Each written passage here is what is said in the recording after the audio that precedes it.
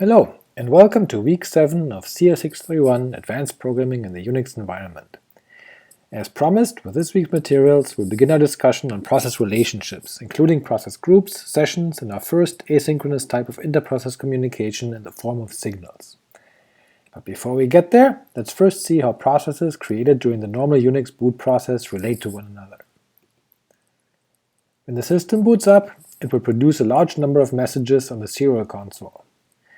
Some of those messages are also available on the running system via the dmesg program, or may be saved under var run dmesg boot. What we see here are the kernel messages as it is initializing the hardware it discovers.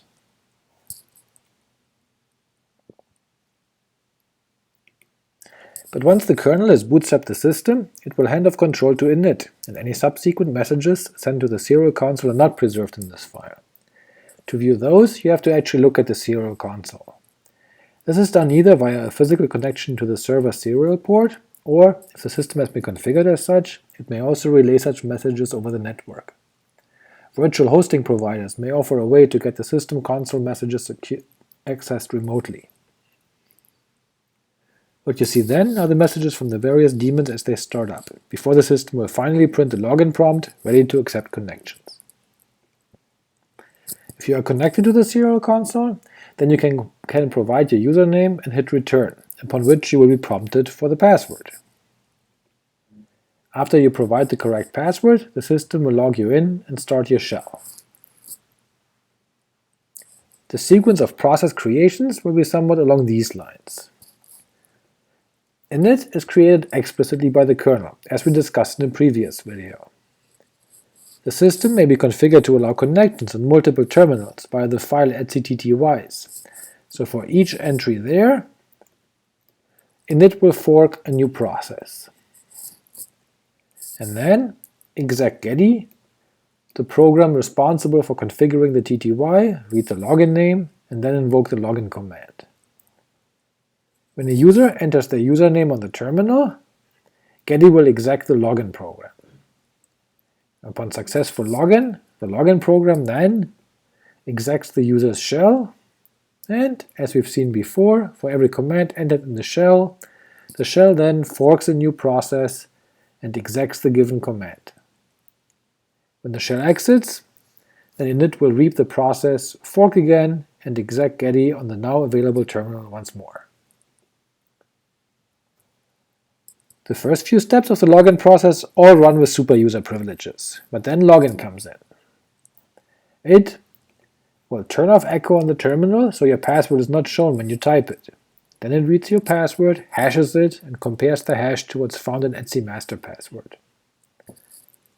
If successful, it then enters the login information into the system database, which can be queried by tools like the w or who commands. There are a number of files in the system that may be read and displayed to the user at login time. etcmotd is one of those, allowing the administrator to display important messages to all users at login time. We know that the user may be a member of multiple supplementary groups, so login must initialize all group memberships. It will then change the current working directory to the directory listed in etc password for this user, change ownership of the terminal device to the user so that they can read and write the device, and finally, the program has to change the UID from UID 0 to the user's UID before it invokes the shell. So we just saw how processes are created. The kernel creates init explicitly. Init fork execs getty. Getty execs but does not fork a new process for login. Login execs but does not fork a new process for the user's login shell. And the shell fork execs commands. But what about UIDs and the process IDs of these processes? Init is process ID 1 with a parent process ID 0 and EUID 0. Getty, fork exec of init, has an unspecified process ID with its parent being init and still being UID 0. Login, merely exec by getty, keeps getty's PID and ppid as well as EUID. And the shell retains the same pid and ppid as login, but now has a different UID, that of the user. And finally, whatever commands we execute, we get a new pid, have the shell's pid as their ppid, and remain running with the EUID of the user. If you use VirtualBox to start your VM with a graphical console, you can log in on this virtual serial console and display the process tree to replay what we've just discussed here.